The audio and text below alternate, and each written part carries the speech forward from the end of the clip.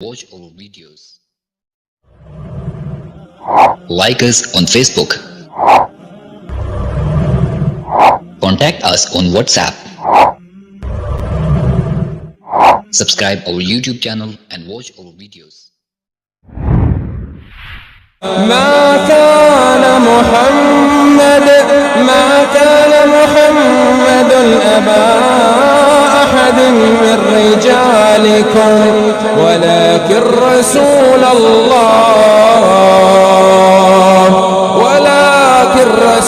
الله وخاتم النبيين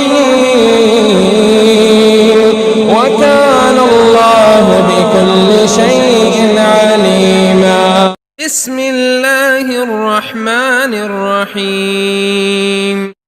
يسأله من في السماوات والأرض كل يوم هو في شأن فبأي آلاء ربكما تكذبان سنفرغ لكم أيها الثقلان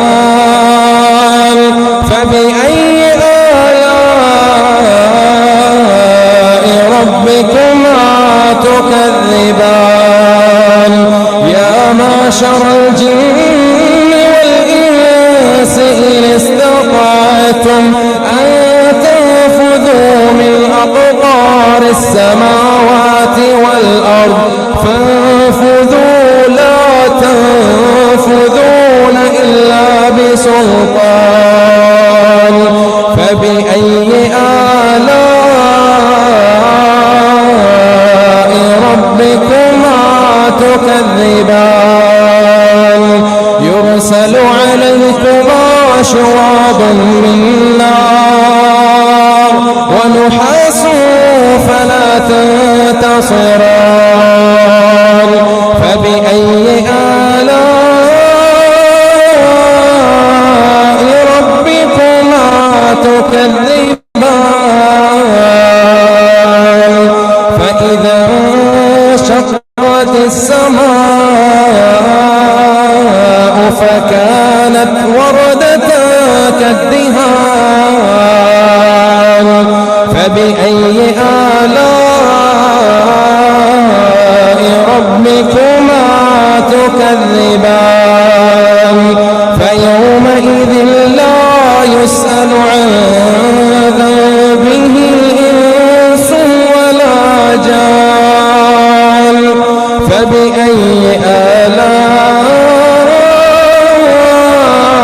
ربكما تكذبان يعرف المجرمون بسيماهم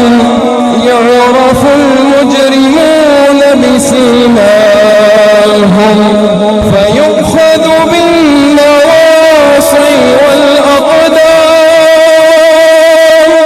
فبأي آلاء ربكما تكذبان.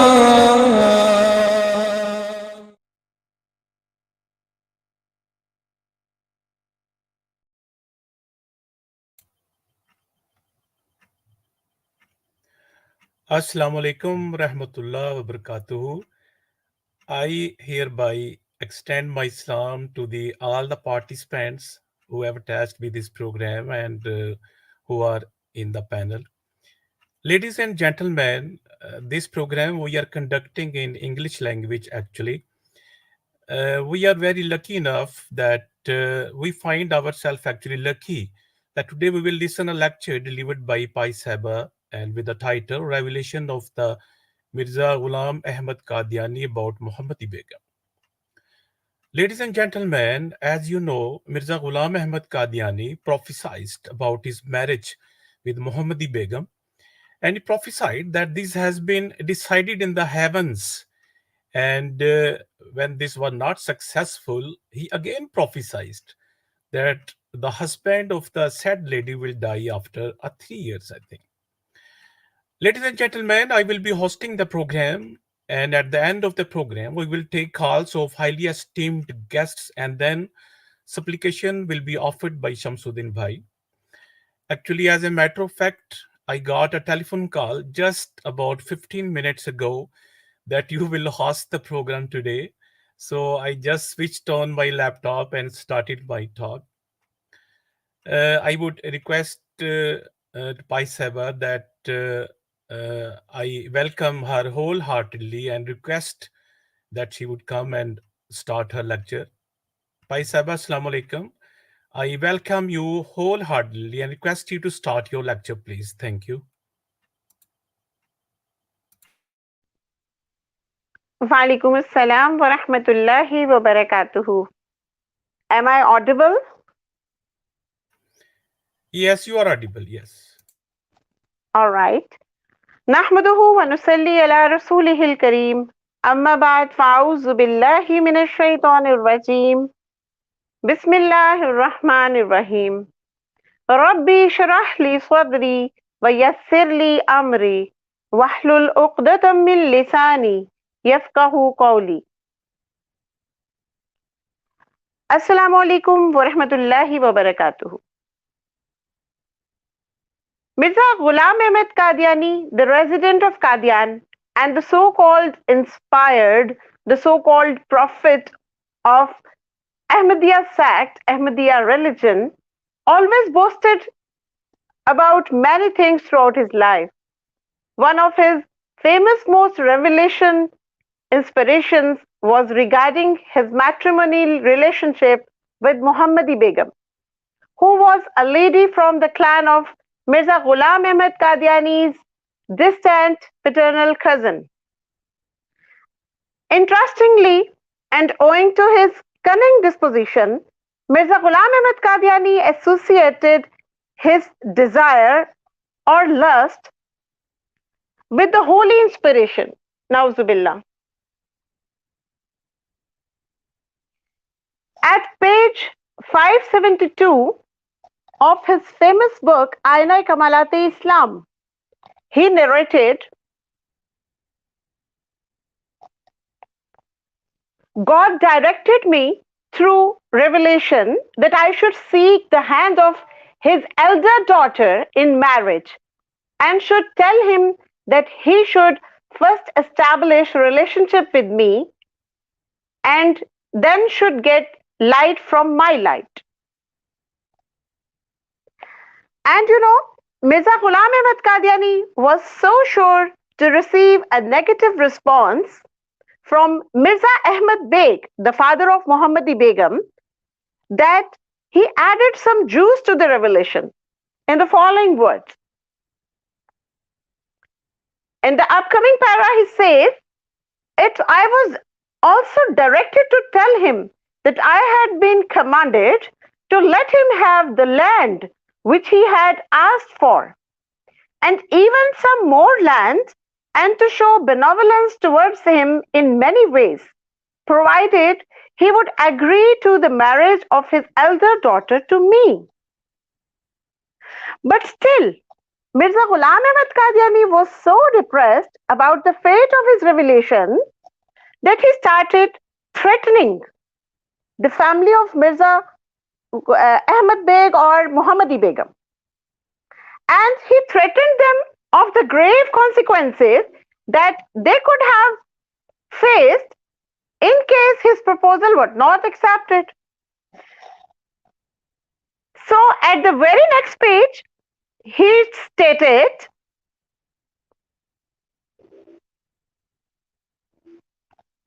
but if he did not agree to it, I was to warn him that I had been informed by God that her marriage to anyone else would not prove blessed for the person she marries, nor for her father. The same rhythm, the same philosophy behind each and every revelation. In fact, Mirza Ghulam Ahmad Qadiani had a set pattern of quoting the things.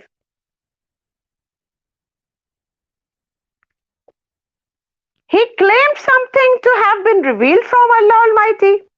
Then he announced bounties as a stimulating factor. And even if the subjects were not convinced, then warning them and threatening them was his favorite hobby. Mirza Ghulam Ahmad Qadiani further declared that if someone else marries Muhammadi Begum, he would die within 3 years. This has been stated at the same page in the following words. He would be afflicted with misfortunes culminating in his death. He would die within 3 years of the marriage. Indeed, his death might occur earlier at a time when he is unaware. So, after such a horrible statement by Mirza Ghulam Ahmad Qadiani, a so-called prophet of Qadian, there could have been retaliation by the future in-laws of Muhammadi Begum. But we must salute not only the family of Muhammadi Begum, but also the in-laws of Muhammadi Begum, as they were so determined, having very strong belief in Allah Almighty, that they neither bowed nor were frightened by Mirza Ghulam Ahmad Qadiani. Rather, they faced all the consequences with full courage. Mirza Ghulam Ahmad Qadiani published many advertisements and banners on the subject. I think he was trying to do so in an effort to discourage the innocent and pious lady. He threatened her family, he threatened the father of Muhammadi Begum, and even he threatened his own family. The family members, like his wife and his son and his daughter-in-law, because all of them were having very good relationship with the family of Muhammadi Begum. And even Mirza Ghulam Ahmad Qadiani directed his son to divorce his wife, or else his wife would get consent to the proposal being close to the family of the Muhammadi Begum. And interestingly, Mirza Ghulam Ahmad Qadiani even declared this marriage to be eternal destiny that could not change, and said that Muhammadi Begum has been tied in the holy knot of nikah with him by the Almighty Allah himself. Inna lillahi wa inna ilaihi rajiun. And this has been stated at page 128 of Tazkira. Now let me summarize what we have discussed up till now, so that we may move to some logical conclusion. First of all, Mirza Ghulam Ahmad Qadiani claimed that he proposed Muhammadi Begum as per the direction and will of Almighty Allah. Secondly, he then coveted the father of Muhammadi Begum land that he desired and even more bounties. Then he warned the family to accept the proposal, otherwise they would face misfortunes. He even threatened the family that both the father and the husband of Muhammadi Begum would die in case she is married to someone else. And then this matrimony was destined and no one would be able to hinder his intentions. Rather, he said that Allah Almighty will remove each and every factor that could hinder so. And then he declared that this matrimony would become a sign of his truthfulness. And finally, all his opponents would be let down by Allah Almighty.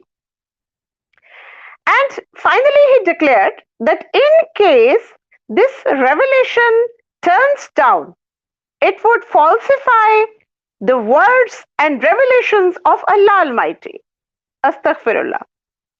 So let me conclude.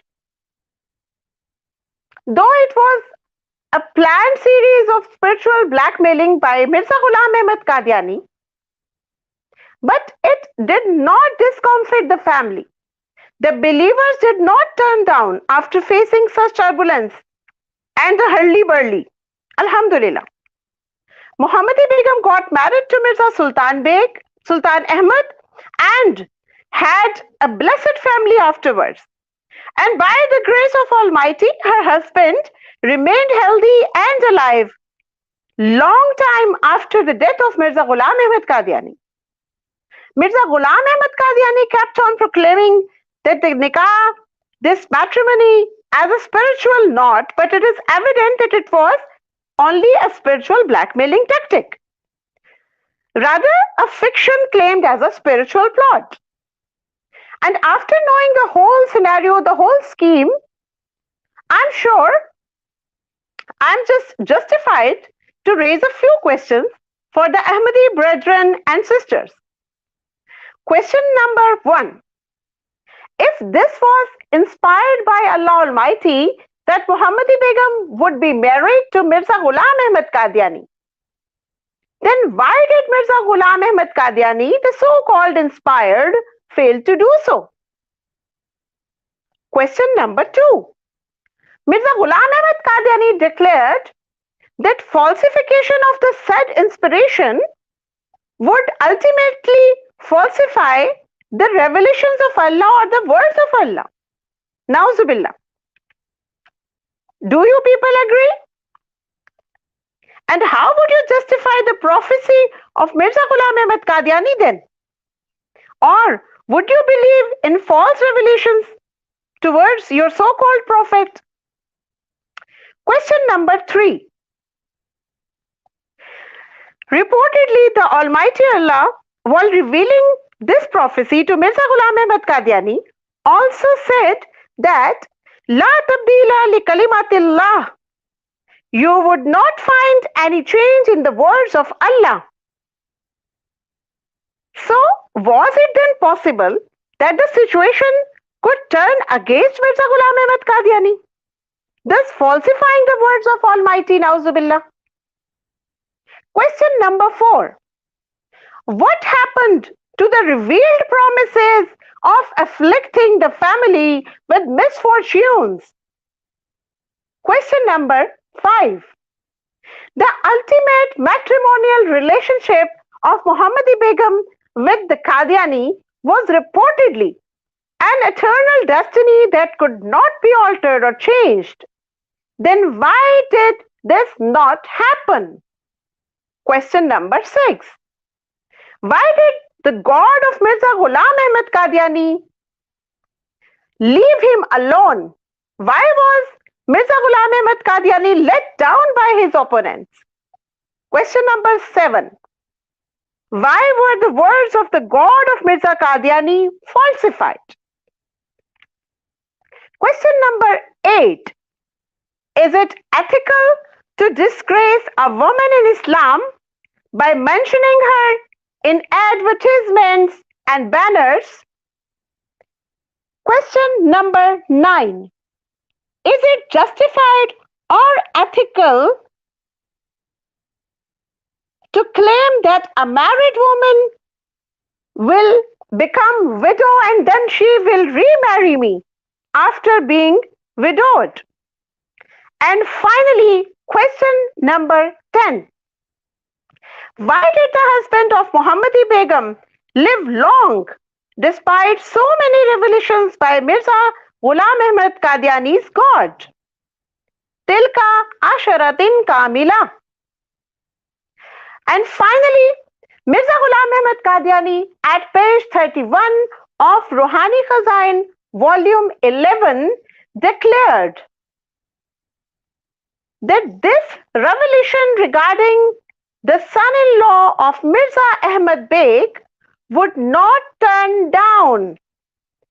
However, if I am false in my claims, then this revelation won't be completed and I will face death.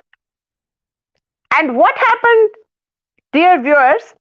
All the efforts and the tactics of Mirza Ghulam Ahmad Qadiani turned in vain, and finally he died in 1908, 40 years before his opponent Mirza Sultan Ahmad. My respected brethren and sisters belonging to the Ahmadiyya religion, once again I humbly request you, and I request you again and again and again, to be kind enough to yourselves to be kind enough to your parents, your siblings, your children. Do read the scriptures of Mirza Ghulam Ahmad Qadiani with open eyes and open mind and get to the truth before it is too late.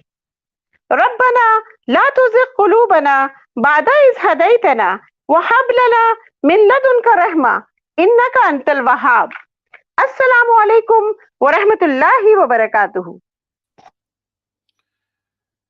Thank you very much, Sister Saiba.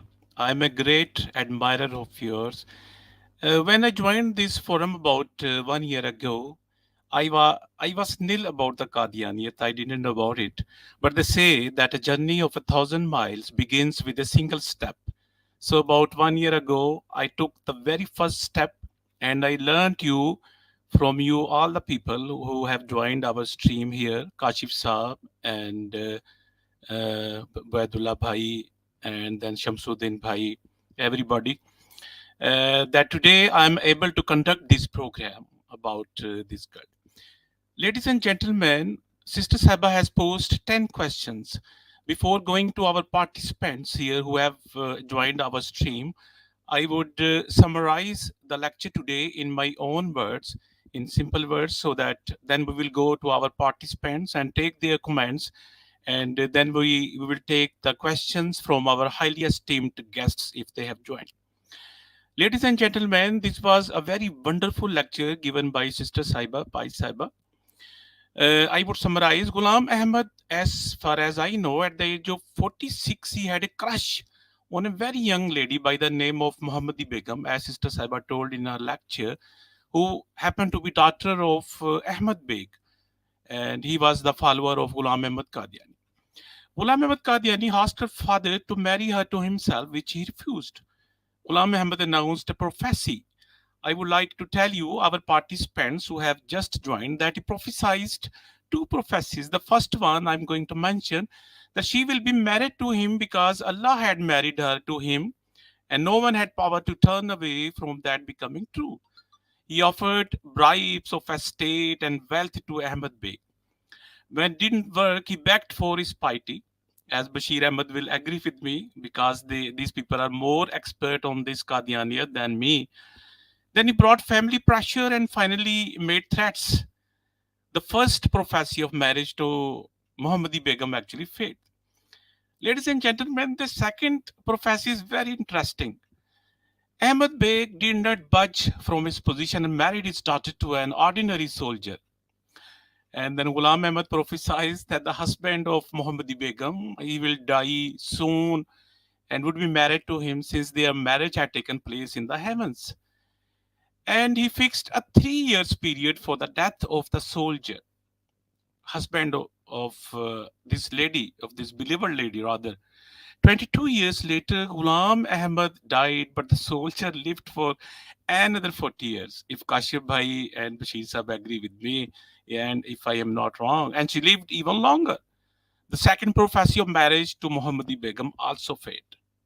So, ladies and gentlemen, I just summarized the lecture in my own words, and I again pay my thanks to Pai Saba for telling us so informative lecture.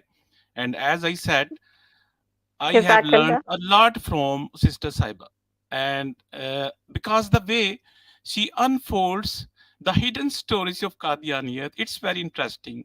Her way of expression, that's very wonderful. Ladies and gentlemen, I would go to Kashif Saab and then Bashir Bhai and all our participants one by one. First of all, Kashif Bhai, I think, joined us, and I can see the letter M. I think this is Muhammad Afzal Saab from California. First of all, I would like to go to Kashif Saab and take his comments. Kashif Saab, Assalamu alaikum.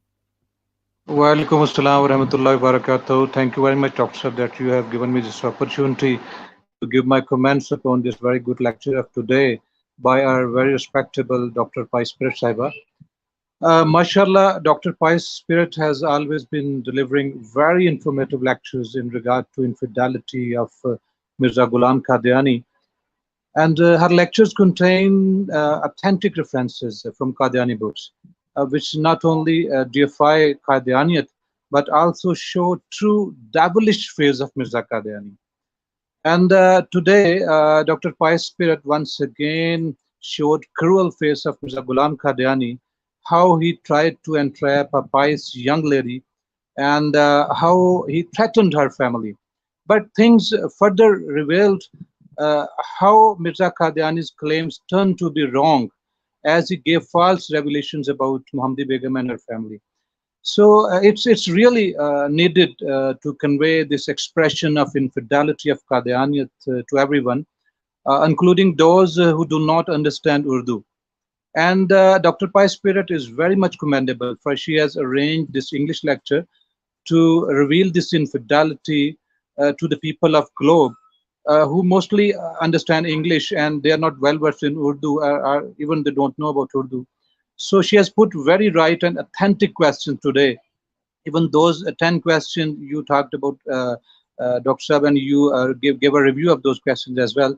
So she has put very right and authentic questions that must be taken into account and must be considered, and Qadianis must have concern about those lectures, and they have to revisit their religious beliefs. And I'm sure if any Qadiani brother who is in search of truth and righteousness, he will find the truth and he will say goodbye to this infidelity.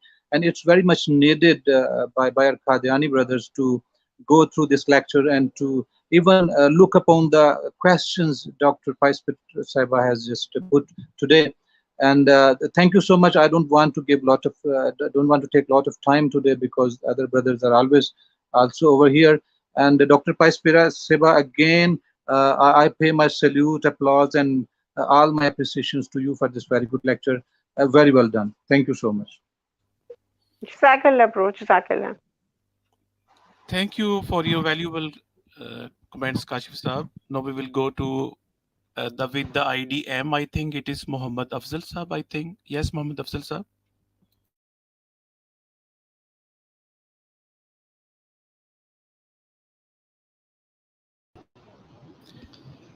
I think he's off the mic, so I will go to Bashir Saab. Kidda, the very nice friend. Yes, Bashir Saab, assalamu alaikum. Assalamualaikum bhai, kiddan saariyan nu? Walaikum salam ji, walaikum salam. So today's in English, so I'm in my natural element. So what we have here with the case of Muhammadi Begum is a classic case of village politics, you know, of desi politics, you know, people asking to marry someone's daughter in a disrespectful way, right? Do you agree, brother? In our culture, you can also disrespect a family if you go to their house and ask for a rishta when you know they're not going to give it to you. Do you agree, brother? Exactly. It's very yes. This That's is so right. unethical. right. So I had a cousin who had a fight with the Murabbi, not a physical fight, a verbal fight. He had a beef with the local Murabbi. So how does he get back at him? How does he get revenge? He goes to his house and he asks for his daughter's rishta, for his son. Well, this is an impossibility, an impracticability. It's not even considered because my cousin was of low character. So of course the daughter of the Murabbi is they're not gonna marry your son, bro. It's not gonna happen, bro. But he did it as an act of revenge, and this happens in the village. So from an outside perspective, from America, we don't really have these villages. So we don't know what the politics are. So if Mirza Ghulam Ahmad, he claims to be Hakam and Adil, or he claims to be this and he claims to be that, but why is he seeking revenge for his triple niece and their family not wanting to marry him? Why is he seeking revenge? Why is he spamming? You know, so we have a thing on the internet called trolling. Why is he trolling them? What is the character of your prophet if he's trolling his own family publicly? So, of course, you guys have seen my brother Huram Shah, and the only reason he came on social media was to attack me. And the Ahmadiyya movement allowed him to do it. They gave him the approval to do it. Secret approval, backroom approval, not front room approval. So it's the same thing. He started attacking me, and I said the same thing to him. I said some of the same things to him. So he says, "Oh my God, Bashir mentioned my wife." I said, "Oh, is that a problem if I mention your wife, who's also my cousin, who's also an Ahmadi, who I'm also hoping they become Muslim?" He says, "Yeah, that's a problem." I'm like, "What about Mirza Ghulam Ahmad? What about what he did to his triple niece, and how he took it to the newspapers, and he was predicting death, and he was predicting she would be widowed. You know how bad it is for a woman to be widowed? How disrespectful, not disrespectful, how embarrassing of a lifestyle that would be for a woman to be widowed and never be married again, or someone else would take her in and abuse her." So these are the issues with Muhammadi Begum, with Mirza Ghulam Ahmad. And let's not forget, Mirza Ghulam Ahmad said it was a sign for Muslims. He said Muhammadi Begum would be a sign for Muslims, and it would cause Muslims to join Qadianiat, which it didn't happen. It never happened. So this guy is the village uncle who's out of control. He's drinking tonic wine, eating nutmeg and opium. He's on drugs the whole day. He never gives us azan. This guy never gave azan. How could he ever lead the prayer? The first step for a kid to lead the prayer is first to say the azan. Then you get practice. Then you can lead Zuhr and Asr, as practice. So this is the story. Thank you for your time today. Back to you, brother Summer Rizvi. Thank you very much. Thank you very much for your nice comments and valuable comments, rather. I think we don't have any more participants, but before going to the questioners, I would like to repeat the questions. And for the participants, our highly respected brother, Bashir Sahib, has actually referred to one of the hadiths. I would like to comment it because there may be many actually participants. This question may rise: what is hakaman muqsitan?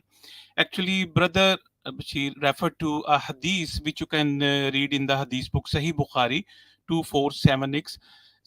Qala Rasulullah sallallahu alayhi wasallam la taqumu sa'a hatta yanzila fikum ibn Maryam hakaman muqsitan فيكسر الصليب ويقتل الخنزير ويضع الجزية ويفيد المال حتى لا يقبله أحد.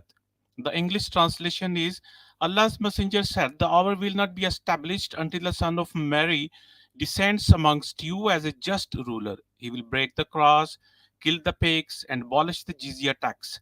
Money will be in abundance so that nobody will accept it as charitable gift. This is actually from the Sahih Bukhari 2476. Our highly esteemed brother, actually referred to this hadith. So I thought it would be better if I share the reference number of this hadith. Ladies and gentlemen, I would like to go to the questioners if there are any questioner. And Shamsuddin Bhai, you can take anybody if he's in the panel and he can ask the question. But before going to the questioners, I would like to repeat the questions as far as I remind. Why did Ghulam Ahmad Qadiani fail in his prophecies? As I mentioned, 2 prophecies. Did he falsify the words of Almighty? When inspired, La tabdila li kalimatillah, why did it change? What about the promises of the misfortune? It was reportedly destined. What happened to the destiny? So our sister Saiba raised about 10 questions. If anybody from the Qadianiya, they can join us and they can, if they would like to reply or give the answer to Sister Saiba, she's over here. Shamsuddin Bhai, you can take the question, please. Thank you.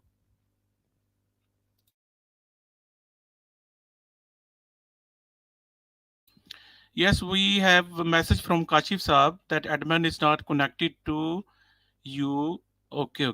I got it. So I don't know if Sister Saba has control of the panel. Anybody there, please? I think Dr. Saab, he has been disconnected because of some network issues. So I Network. think Afzal Saab is over here, I think, if I'm not wrong, and we may take some comments from him as well. Ji, please go proceed, please.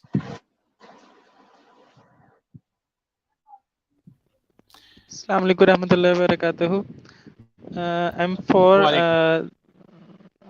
I'm for Dishan Adil, not Afzal. ठीक है? और my views Yes, about spell out this answer. Dr. Saiba is, first of all, after a long time, I heard English lecture on Qadiani cult after a long time, and very comprehensive, very informative in English language. That's all. Thanks, brother. I would like to ask you, you are from Pakistan or from abroad, please? I am from Pakistan, Karachi, city Karachi. It's very nice. It's very nice. Do you have any question? At Sister Saib asked about 10 questions. You No, I can, have no you want to questions. ask any question? No, Right. sir, Okay. I have no questions. Okay. Thank you very much. And we hope that you will also join next time. We have the ID as proceed, please. Assalamu alaikum warahmatullahi wabarakatuh. Walaikum salam. Dr. Saab, it's Sikandar here from Australia. I just came in your live stream and just saw your topic, which is which is about the revelations of Mirza Ghulam Ahmad Qadiani regarding Muhammadi Begum. So when I read it, a thing just clicked in my mind. Today, when we look at the modern world, everyone is talking about the rights of women and gender discrimination and what we call it, harassment. Yeah, this is a very hot topic nowadays. So don't you guys think that the way in which Mirza Ghulam Ahmad Qadiani created uh, uh, uh, the household members of Muhammadi Begum and all these prophecies and all these things, and especially that propaganda machine which Mirza Ghulam Ahmad Qadiani was running against this lady and his family, don't you think that it was a classical example of women harassment and gender based discrimination 100 years back? I just want all the panel members to shed some light on it. Thank you very much. Skandar Saab, thank you very much. You have come across the oceans and you have joined our stream today. And we welcome you that you please join our stream next time also. Yes, definitely we will agree with you. And I think Sister Saba has joined the stream, and we will put this question to Sister Saba and take her comments also, please. Jazakallah, he has very well pointed out this is a sort of harassment, because harassment is any act or any behavior that can make a person uncomfortable or distressed. So this is what Mirza Ghulam Ahmad Qadiani planned to do. So we can rightly declare this as sexual harassment as well. I'm totally convinced. And I want to add one thing over here, as our brother Skandar talked about this harassment situation at the moment and how this thing is prevailing right now at the global level. But one thing we should not forget that 1400 years ago, our Prophet Hazrat Muhammad sallallahu alaihi wasallam also gave definite rights to the women, and he also commanded us to not make anything mandatory for women other than her own will. And I think Mirza Qadiani denied and defied even all those commandments of Prophet Muhammad sallallahu alaihi wasallam as well. So this new global modern world is giving this concept today of non-harassment and to take care of the women, but this concept was given by our Prophet sallallahu alaihi wasallam. And I think the biggest sin Mirza Ghulam Qadiani has done over here, and he denied and defied even the commandments of Prophet Muhammad sallallahu alaihi wasallam. Yes, exactly, brother. I will agree with you. Along with this, I'll add some more points into it. Now, today, when we look at Jamaat Ahmadiyya, most of their propagation, it's in West, as per which, I mean, they claim. So on one side, they put up poster that we love for all and hated for none. Yeah, this is their common so-called motto or propaganda slogan. So now, I mean, when they, I mean, put this thing in front of the Western world, who are, I mean, nowadays, who claim to be the biggest, promoters of women harassment, don't, I mean, they put this character of Mirza Ghulam Ahmad Qadiani in front of them. I mean, the things which he did with Muhammadi Begum.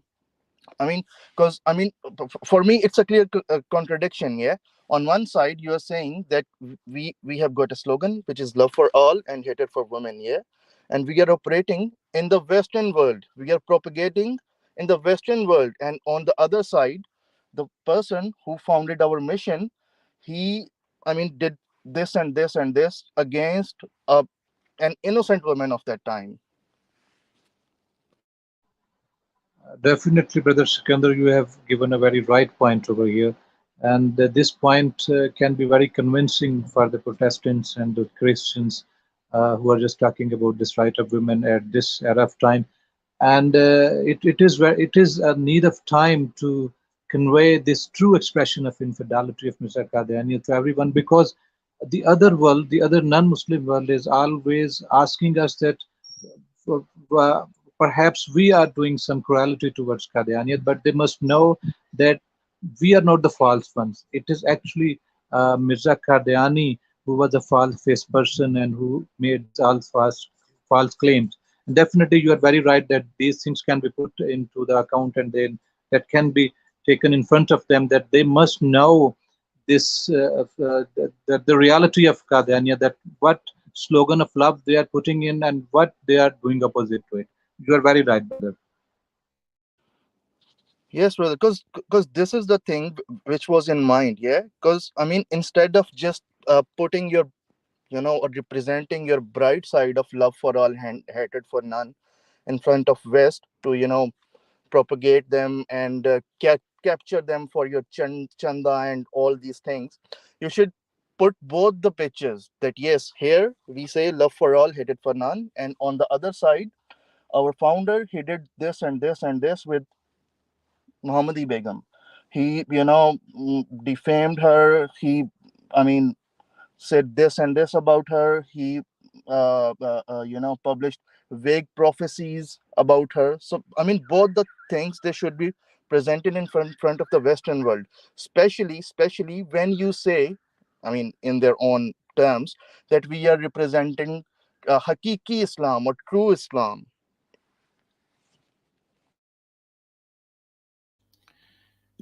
Yes, brother Skandar, actually, first we should understand what is harassment. As we know, harassment means actually any unwelcome sexual advance, or you can say request for sexual favors, or other verbal or written communication, or physical conduct of a sexual nature.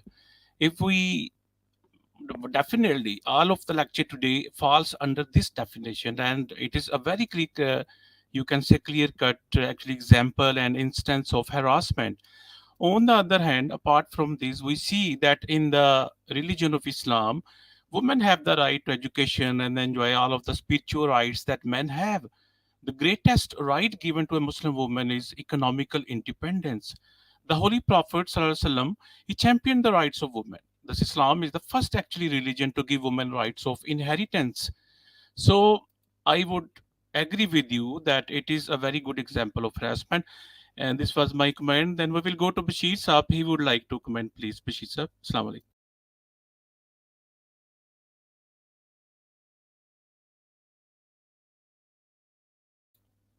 Am I audible, Skandar Saab?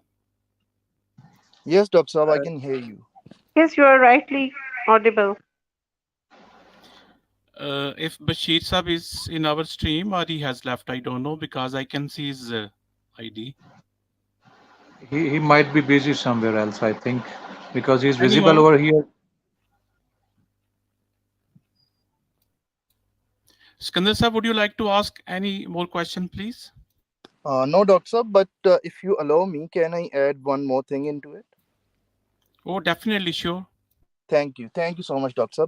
Doctor, now, I mean, the thing which you have just mentioned, if we see this case, you have just said that Islam gave all the rights and all the liberations to women 1400 years back. Yeah. Now, if we, I mean, analyze closely Mirza Ghulam Ahmad Qadiani and the issue of Muhammadi Begum, this thing will be revealed upon us that after this propaganda, usually I think about this thing, yeah, that after this propaganda, it would be hard for Muhammadi Begum to go out. It would be hard for Muhammadi Begum to, socialize with other women or with other people. Yeah, it would be hard for her to, do many certain things. Yeah, after this propaganda of Mirza Ghulam Ahmad Qadiani. So Mirza Ghulam Ahmad Qadiani, he actually tried to malign that freedom, that liberation which Islam gave to Muhammadi Begum as well as all the women 1400 years back. This is another perspective of this thing.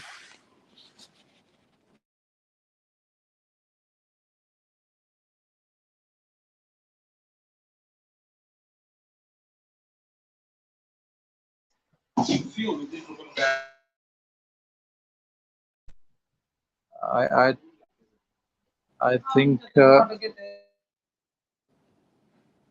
Hello, Dr. Sahab, I have just concluded myself. Yeah.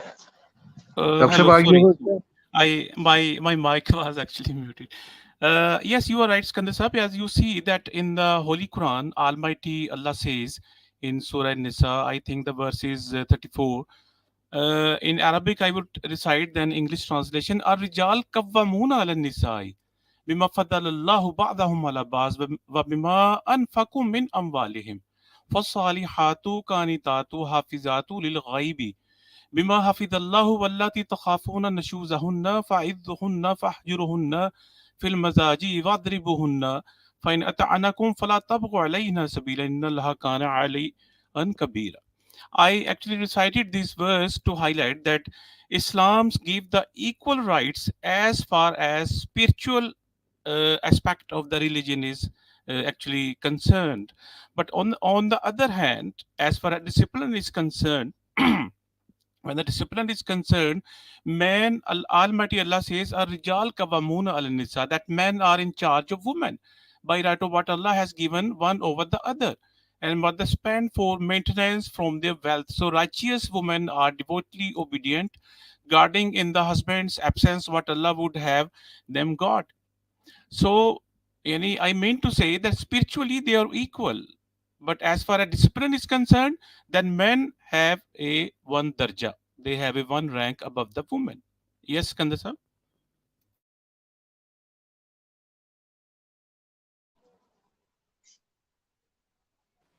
Yes, Doctor. Would you please comment on this verse also? As I think this is 34 number verse of Surah An-Nisa, the chapter number 4 of the Holy Quran. Yes, Doctor, this is the thing which towards which I tried to point it out. Thank you so much for quoting the verse as well. But 1400 years back, Islam gave so many, liberties and liberations to a woman that he can, live in the society of, not just live, but live in a, very respectable way. But I think if I look towards this case of Mirza Ghulam Ahmad Qadiani and Muhammadi Begum, I think that Mirza Ghulam Ahmad Qadiani tried to, malign that freedom as well, that liberty as well, which Islam gave to Muhammadi Begum and all the other women. And this is clearly indicating through this verse as well, which you have just quoted. Just look at the character of Mirza. Just look how he, behaved in those days, especially with regard to Muhammadi Begum and his, so-called propaganda and prophecies machine. And look at that verse, completely opposite.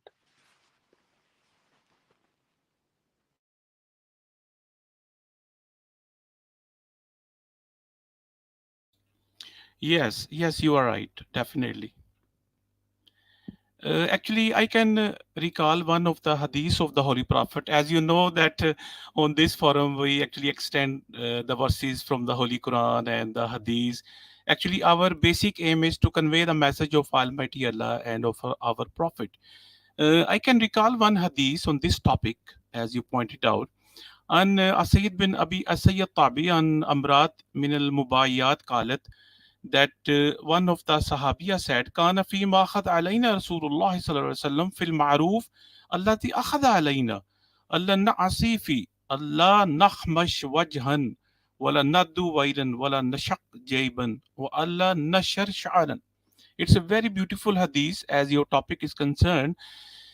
As I pointed out, the verse number 34 of the Surah An-Nisa, that Islam is the religion which gives all of the basic rights to the woman. As the Holy Prophet said, a woman who had taken a pledge of allegiance at the hand of the Messenger of Allah. Actually, one woman said, among the matters in respect of which we gave the Messenger of Allah the pledge not to disobey him in any maruf. What is maruf? All that Islam ordains. As we know from the Holy Quran, verse 60 of the 12th number chapter, was that we should not slap our faces, bewail, tear out clothes, up and tear our hair in grief. Actually, this is hadith in Riyadul Salihin 1665. So, I would like to say briefly that Islam is the most beautiful. At one place, Shakespeare said, the most beautiful lest. Also, grammatically, this is not a you can say good sentence, but Shakespeare has written in his one of the novels that Islam. I'm saying Islam is the most beautifulest religion on the face of the earth. It gives all of the rights to the woman, and at the same time, the other aspect of the coin is that it gives all the ordainments and instructions how to run the family. So actually, this was my comments, Kansab. Thank you. Doctor, sir, will you please allow me to crack a joke as well here? Yes, if it does not cross the limits. No, inshallah, it will not. Doctor, Yes, you yes, have please. just quoted a sentence from Shakespeare, and you said that it's grammatically incorrect. Now, if we look at the life of Mirza Ghulam Ahmad Qadiani, we will say a lot of English revelations which were revealed on him, and they were also grammatically incorrect. Yeah. So here we have got a common thing between both the personalities. Sifte Mushtarik. Yeah. On the basis of this, can one conclude that Mirza Ghulam Ahmad Qadiani was Zilli Bruzi Shakespeare as well? Because Yes, all the very nice, very Qadianiat, it's yes, yes. standing on Zil, Baruz, and Istara.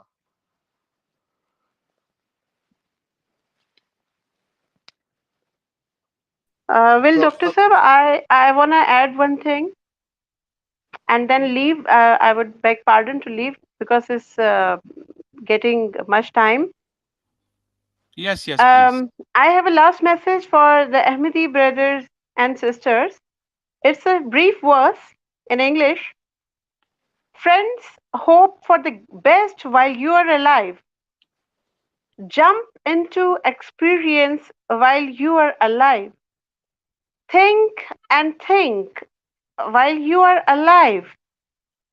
If you don't break your ropes while you are alive, do you think someone else will do it afterwards?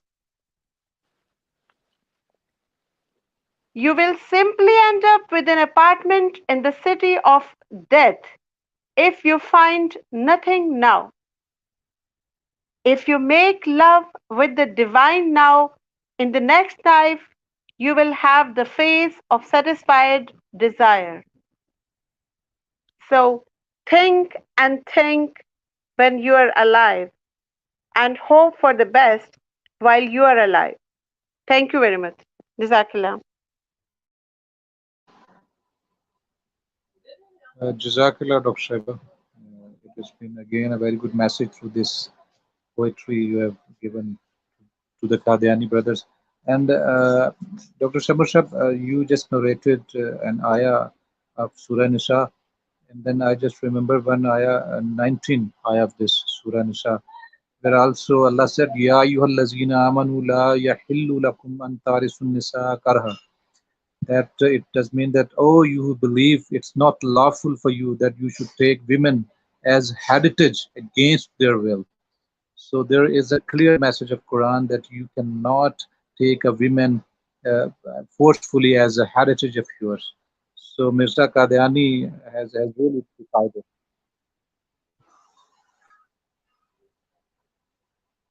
So I just wanted to share this ayah here. Thank you so much. Thank you very much. We would like to conclude our program today, and we expect that Skandar Saab and all other participants will join again next time, inshallah. And at the end, I would like to take comments of Kashif Saab, Skandar Saab, and Bashir Saab, please. Kashif Saab, your concluding comments, please, and then Bashir Saab and Skandar Saab. Dr. Shab, I think what Dr. Pai Spirit today has narrated about Qadianiat and in reference to the Muhammadi Begum and the character of Mirza Qadiani, I think it's very obvious and very clarified from our side. And I do appreciate Dr. Sahiba and Shams Bhai and all the team over here. And I think this good work of conveying this message at global level for the people and the personas who was not well versed in Urdu. So mostly in this global world, most of the people know English, and I think such type of lectures should be continued on regular basis. And Vice President Sahaba is really commendable, and all of you, even you have just conducted this session today.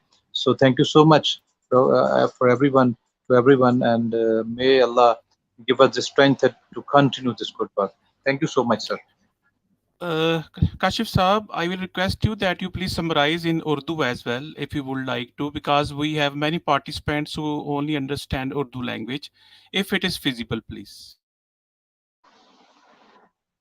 Ji doctor साहब, मैंने ये कहा कि आज का जो lecture है वो ज़ाहिर है बड़ा अहम है, और ये हमारे जो भी जितने भी हमारे सुनने वाले हैं, जो हमारे दोस्त अहबाब हैं, वो उर्दू में तो सुनते हैं जो लेक्चर्स होते हैं, और मोहम्मदी बेगम का जो तज़किरा है वो भी हमारे बहुत सारे सुनने वालों ने सुना है कि किस तरह मिर्ज़ा ग़ुलाम क़ादियानी ने ज़बरदस्ती एक मासूम और नौजवान लड़की से एक परहेज़गार लड़की से ज़बरदस्ती शादी करना चाहिए, और किस तरह से उसके सारे ख़ानदान को थ्रेट किया और खौफ उनको दिलाने की कोशिश की, और उन्हें अपनी झूठे जो इल्हामात होते थे उसके मुताबिक बताया कि किस तरह के वो मतलब वो नुकसानात उठा सकते हैं। लेकिन उन सारी चीज़ों में ना तो शादी हुई मिर्ज़ा ग़ुलाम क़ादियानी की, और ना ही वो सारी जो रेवोल्यूशन उसने दी थी, जो उसने थ्रेट दिए थे, वो पूरे हुए। तो मैं समझता हूँ कि डॉक्टर स्पिरिट साहिबा ने ये सब आज इंग्लिश में बहुत अच्छे अंदाज में बयान किया, और इसकी ज़रूरत थी, क्योंकि जो उर्दू समझते हैं वो तो शायद पहले सुनते रहते हैं, लेकिन जो एक पूरी दुनिया के लेवल पे जो उर्दू नहीं समझ सकते, उनको भी ये पैगाम अच्छे तरीके से गया है। तो मैं समझता हूँ कि ये जारी रहना चाहिए, ताकि हर एक को पता चले कि जुल्म हम नहीं कर रहे, जुल्म कादियानियत कर रही है। वो जो एक कुफर है मिर्ज़ा ग़ुलाम क़ादियानी का, वो सामने आ रहा है।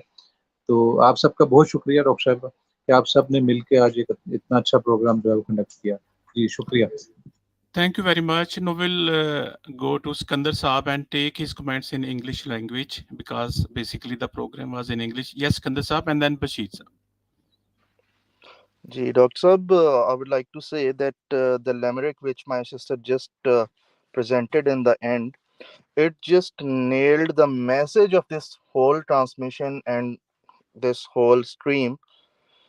If- And it is for Ahmadis. I'm not referring, towards the Murabbis or their Khalifas and whatsoever ranks they have. It is for common Ahmadis. Mukhlas Ahmadi. They use the term Mukhlas Ahmadi. So this is for the Mukhlas Ahmadis. They should consider about these facts. They should consider about these things. Instead of just giving chandas to the Jamaat and getting uh, dumped after the propaganda of Murabbis, they should consider and think about themselves. Because I just said that Islam gave so much liberties to women. Along with this thing, Islam also gave us liberty to think, to act on our free will, and this liberty is for all the human beings. You were also included in it. Just please think about it with your own free will. Thank you, Dr. Sir.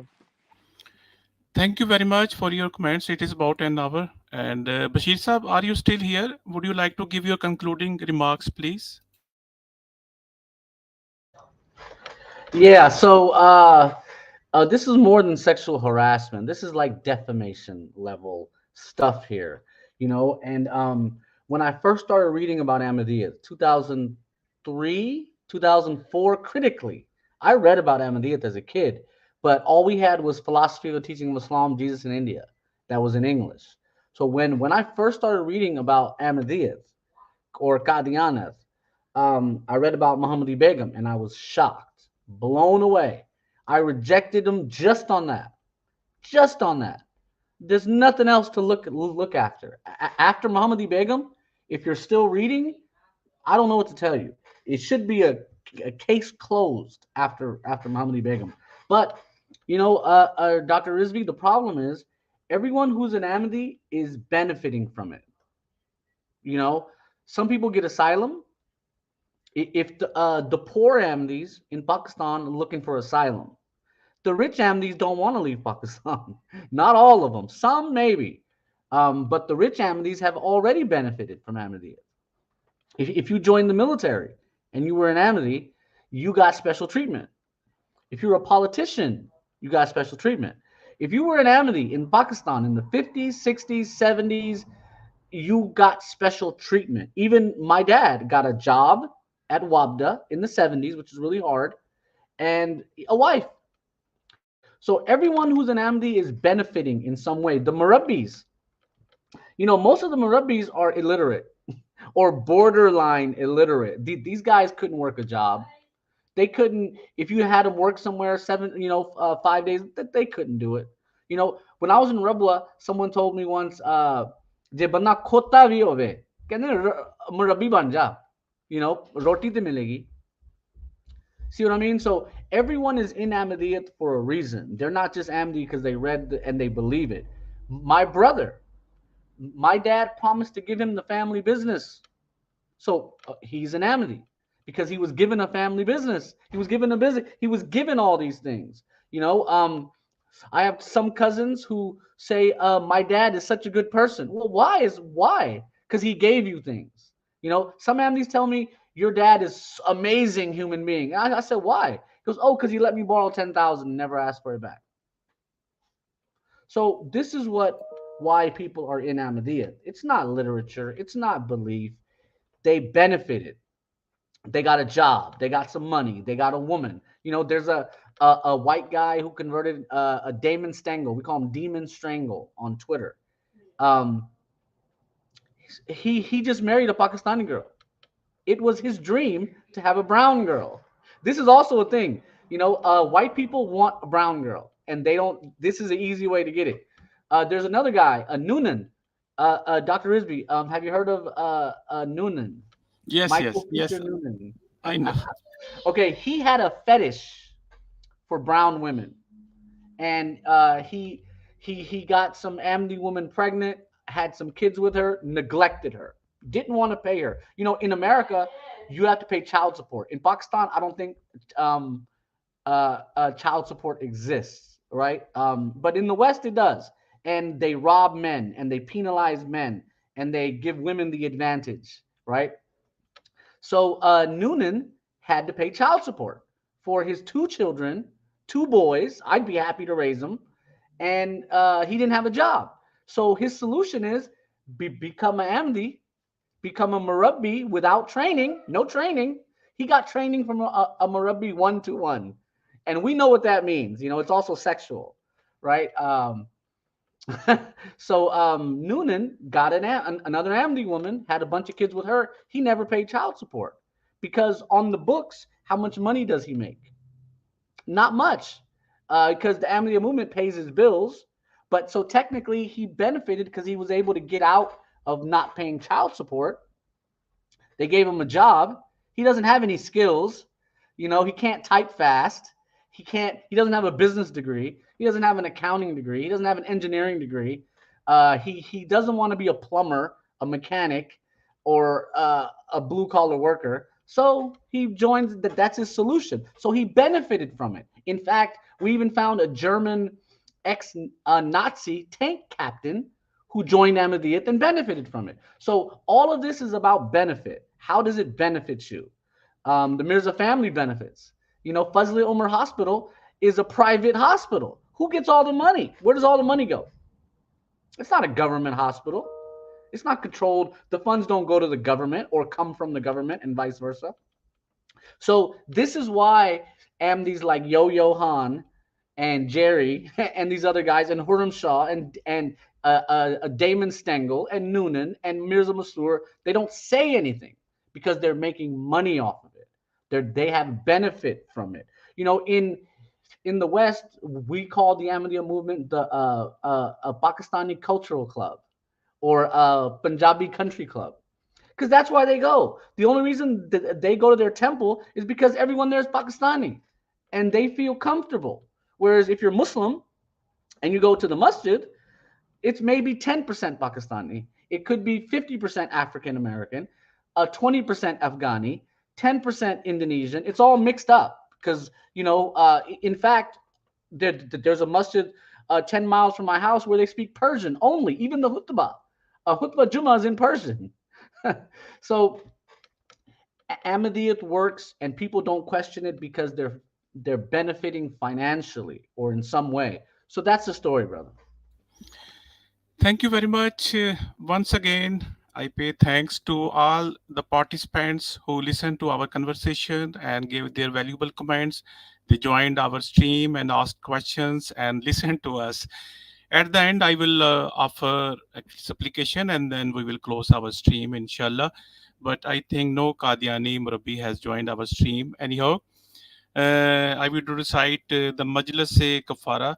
أعوذ بالله من الشيطان الرجيم بسم الله الرحمن الرحيم سبحانك اللهم وبحمدك أشهد أن لا إله إلا أنت أستغفرك وأتوب إليك ربنا آتنا من لدنك رحمة وهب لنا من أمرنا رشدا آمين اللهم اجعل خيرا مما يظنون واغفر لنا ما لا يعلمون ولا تؤاخذني بما يقولون آمين يا رب العالمين لا إله إلا الله العظيم الحليم لا إله إلا الله رب العرش العظيم لا إله إلا الله رب السماوات ورب الأرض ورب العرش الكريم آمين يا رب العالمين اللهم أرنا الحق حقا وارزقنا اتباعه وأرنا الباطل باطلا وارزقنا اجتنابه Ameen Ya Rabbal Alameen.